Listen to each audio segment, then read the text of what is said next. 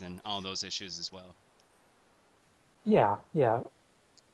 People don't live as long as in the States, mostly because they don't have the ability to prolong life like we do in the States. Hmm. So, um, infant mortality is certainly higher. Not that the States isn't incredibly high, but I think Nicaragua is worse. And it takes a certain type of vitality. In naturopathic medicine, we call it the vis, that vital life force that people have or don't have. Mm.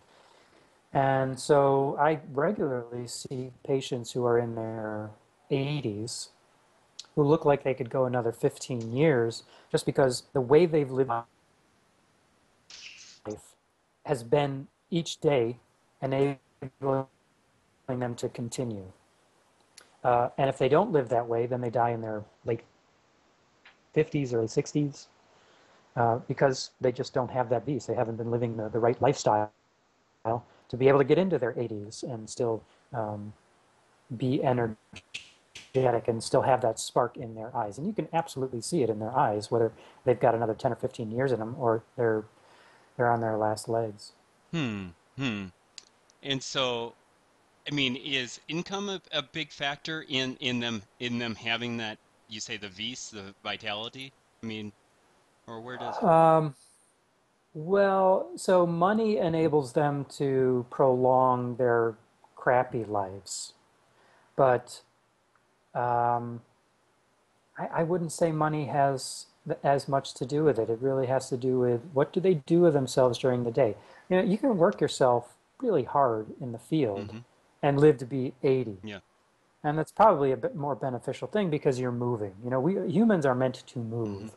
And the problems that we have in the first world is we sit at a computer 8 or 10 hours a day, or we drive in our cars instead of walking. Or, you know, these people don't have cars, they don't have computers, they don't have desk jobs.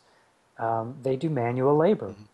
So as long as they're not killing themselves with liquor, which is a potential, or cigarettes, they're going to be okay. They'll probably live, and then as long as they're not having tragic accidents, you know, they chop off fingers or arms with a machete, or they fall or get hit by a motorbike or whatever it Hmm. is, then they'll be fine. They'll live to a ripe old age. But um, I'm noticing that a lot of the first world influences, especially through diet, are affecting them at a much faster and more deleterious rate because their bodies are, I mean, our bodies in the first world aren't, we haven't evolved as fast as agricultural technology and food technology has. And so the people that tend not to eat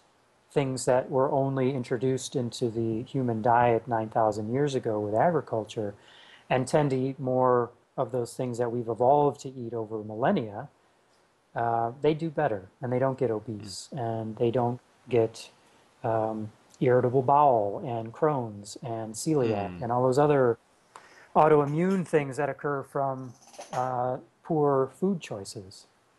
And the same holds true down here. We're all humans. We've all got the same GI tracts, gastrointestinal tracts. So we've got those same issues down here that we have in the States as well. It's just the ability to make better choices is much easier in the States than down here because we have the financial wherewithal to do it. Hmm.